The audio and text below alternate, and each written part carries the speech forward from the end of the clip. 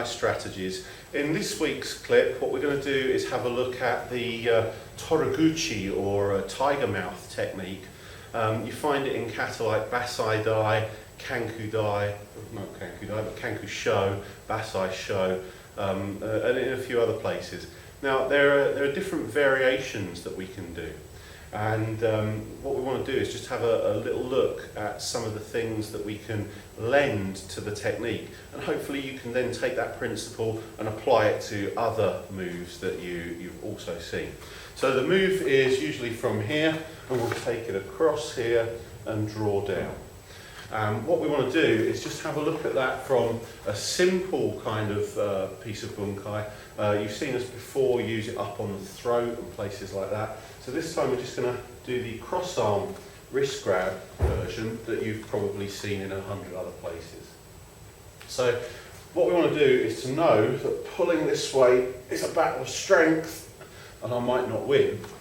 Whereas if I saw through the wrist, we can take that up to there, turn it over and drop it. Now if the attacker's grip is strong, they stay on. Unfortunately what happens is a lot of the time you go like that and their grip falls off. So as we saw through here, just touch the fingers, bring this up and then drop them, and we've achieved a centre lock. Now what we're looking for here is the variations. So when we bring this up to here, if I manage to touch this knuckle and then over to the wrist joint, we get one variation. And that's just using kind of a knife hand to gain the centre lock and pull down. However, there are other things we can do. What we might want to do is to take this up and then grab the arm. And when you grab the arm, you can rotate it, so we get a torque in this direction. And when I do that, what I don't want to do is push at the same time, because that's feeding back into where he's strong. Instead, we're just going to work through here, close to me, working into my plane, and get that rotation. Then the other thing we want to do is take your fingers and just go between radius and ulna. Now if I'm trying it with my elbow stuck out, I'm not going to have much luck. But just for the camera angle, I'm just showing it that way so that you can see where my fingers are going to go. Because as we do the move, the wrist lock grab goes on, we feed up, we come over, I latch in between radius and ulna, and then we just take them apart. So we just hook this way to do that. Now the third one that we sometimes like to do is to say, once this goes on, I'm actually going to reach up, not between the bones here, but to try and get up over the brachioradialis into the point just here. So we hook, and either you're going to be in the muscle on large intestine 10 and 11, or you can go over the top of it and catch lung 5. Now either of those is going to be fine. What we're looking at, of course, is what happens over there. So if I just come through here like this, he's locked, but he still might try and throw that. If I put these in, then it's less so.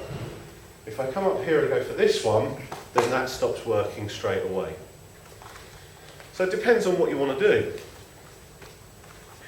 Up and over, hook over the top, and pull back towards you, and we're out of the situation. Just variations on what you can do with this move. Little things that you might play with. And no one's saying that you're going to rely on them in the middle of a fight. It's just little things that help to tease the mind so that you can analyse how best to do technique. Touch and cut along the arm. So we're touching and coming through. Now, if I don't hold the hand on that, he comes straight off. So we make sure that that's locked in, cut into there, and then add one of the others, and the effect is multiplied yet again. All of these things are just little extra factors that you put into what you're doing. And you say, would I rely on that in the middle of a fight? Well, maybe not, but they're very good at showing what factors you might throw in if they come about, if you happen to recognise them. How would you recognise them? By training with them, so that when you're training, you see those factors coming into play. What do we mean by that? Well, if I manage to get hold of this, if I just bash it, that's one thing. If I bash and cut, it's quite another. So we just recognise that the cut occurs, and then you put that into other techniques that you're training in.